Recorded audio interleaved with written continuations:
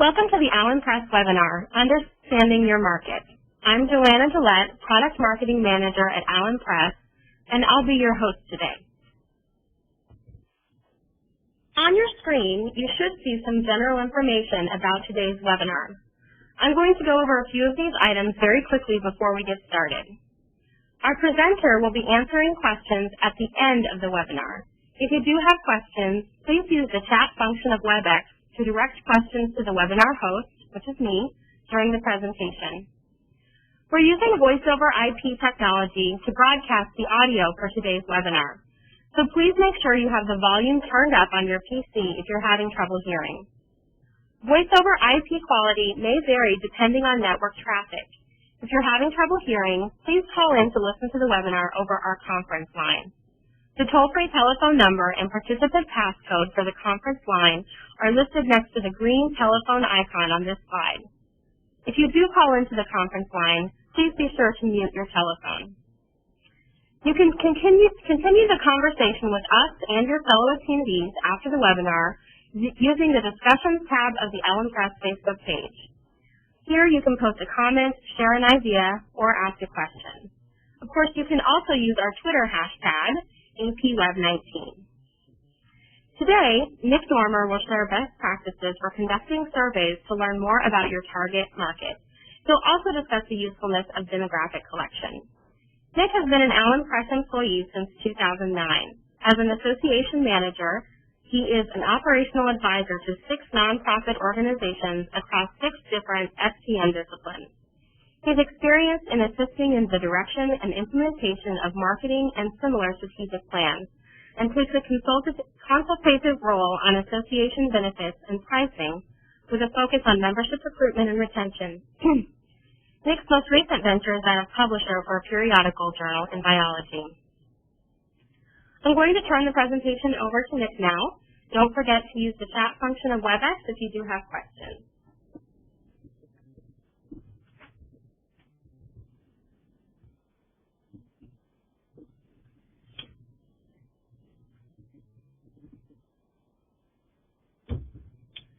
Thank you, Joanna. Today we're going to discuss survey creation, administration, and analysis with an emphasis on best practices in customer care. Conducting a survey is no small task, as you see from the overview on your screen. There are often limited opportunities to gather feedback from your customers in a controlled environment, and even then you have to be careful not to fatigue them with frequent or lengthy questionnaires. A good survey will have clear intentions, understandable questions, and reasonable requirements of the customer. Your association undoubtedly values the feedback that your customers give, so you should always be prepared to meet their expectations. But before conducting a survey, you should establish a reason for opening communication with your customers.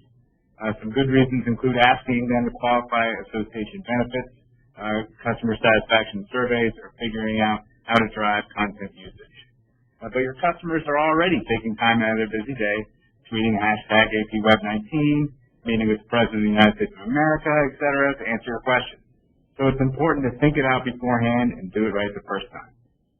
Although there are plenty of good reasons to conduct a survey, there are common pitfalls that can hinder your collection. Survey conduction can be quite time-consuming, as there are numerous stages that the survey should go through before it's ready for your audience.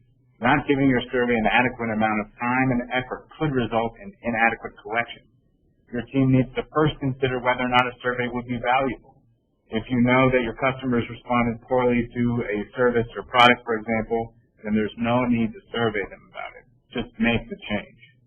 Once you've decided to survey your customers, find out how much the process will cost from start to finish and whether you have the resources to effectively implement it. If you go through the process of conducting a survey but don't usefully process the information, then all of that work was purposeless. There are several different types of surveys that can be implemented, and I'm going to cover a few of them. Focus groups are typically a small sample of people questioned on specific topics, usually in a group setting that encourages discussion and interaction. This type of survey is ideal for generating qualitative feedback, as well as capturing ideas and suggestions. Exit surveys can be used as an instrument that attempts to learn why a customer is choosing to disengage with your association. These are important because the customer is once again a prospect, and you'd like to know what could have made the product or service more valuable, if anything. All customer surveys can be used to gather a wide range of information, including how the customers interact with the association and any components, to determine not just the association's value to the customer, but also the associated benefits. New customer surveys can help an association make sure the new customer is engaged before they receive a renewal letter, and can help them become familiar with products or services of which they may not have known. Quick polls are typically unscientific questions that are intended to capture the pulse of the customer base. You'll commonly see these embedded on websites like what's your favorite color and choices of red, orange, yellow, green, blue, indigo, violet. As for distribution, one of the most common is through an online survey service like SurveyMonkey, SurveyGizmo, or Zoomerang. This method is the fastest, most efficient, and most organized way to deliver a survey.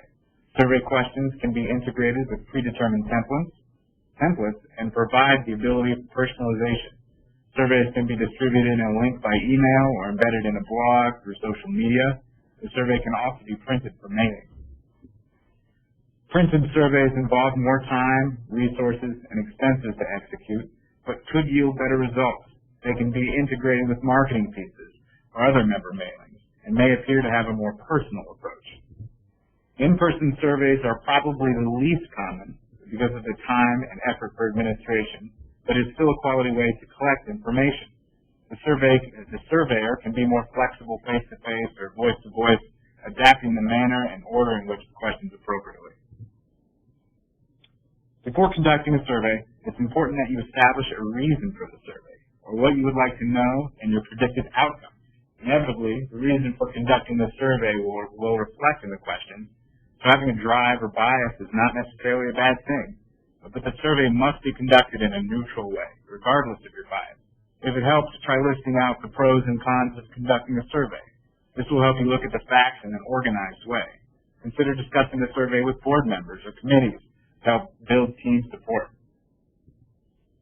Deciding the details of the survey can be just as important as the survey itself. If you don't consider your audience or what their expectations are after the fact, then chances are that future surveys won't go as well. Decide beforehand how the survey should be distributed, when and how long it should be available. Decide if the survey responses should be collected anonymously, and whether or not the results will be publicized. Lastly, decide whether or not incentives should be offered, including discounts or drawings for a prize. As a general rule of thumb, incentives should only be used if you believe that it will improve your response rate. But most associations have constituents with a vested interest, so it may not be necessary anyway. Offering an incentive may reduce the number of non-responses, like don't know or not applicable, because there's a sense of obligation to the surveyor. It may also increase the likelihood of the customer giving lengthy answers, or to answer future surveys. Be careful to make your incentive attractive to all demographic groups being surveyed. And don't forget to collect all the necessary information to fulfill your promise for a reward. And be sure to deliver the incentive in a timely manner. As for the survey questions, there are a host of things to consider. Keep in mind that you don't want to discourage the customer from continuing the survey. Avoid leading questions like, what are your thoughts on our awesome new website? The customer is going to see that the surveyor thinks the new website is awesome and may answer accordingly. Instead, you should ask, how do you feel about the recent changes to the website? Avoid loaded questions like, the board has considered eliminating the printed journal. Do you support that view? This may cause frustration for customers who like receiving a printed copy or who hadn't heard that it may be eliminated before now. Instead, you should ask, how do you prefer to read your association's content? Avoid compound questions or questions that can be split into more than one part, idea, or meaning.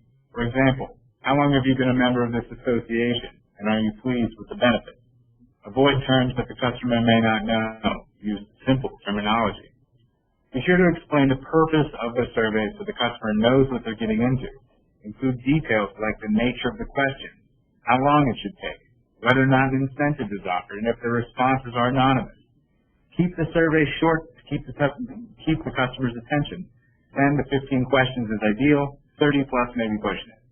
Use second person like you when possible, for a personal appeal. Avoid first and third person, as that may make the customer feel a little bit alienated.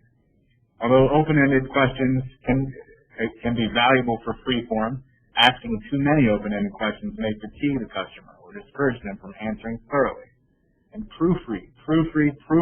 And neglecting to do so will make you seem careless and unprepared. And lastly, test the survey to make sure it accomplishes your goals and is easy on the customer. And while we're on the topic of understanding our customers, don't assume that you know them. Figure it out. Make sure that you know your audience prior to beginning the survey. If you don't have an email address for half your customers, for instance, then it's probably not a good idea to do an electronic survey. And don't assume that certain demographics won't respond to electronic surveys unless you have the information to prove otherwise. You'd be surprised at who in your customer base still uses tablets or other mobile devices. Now consider detailed questions about your customers, including employment and areas of interest. Use surveys to identify how many of your customers have buying power or share their benefits with colleagues. Don't limit yourself to address and email. Get to know your customers so you can better serve them.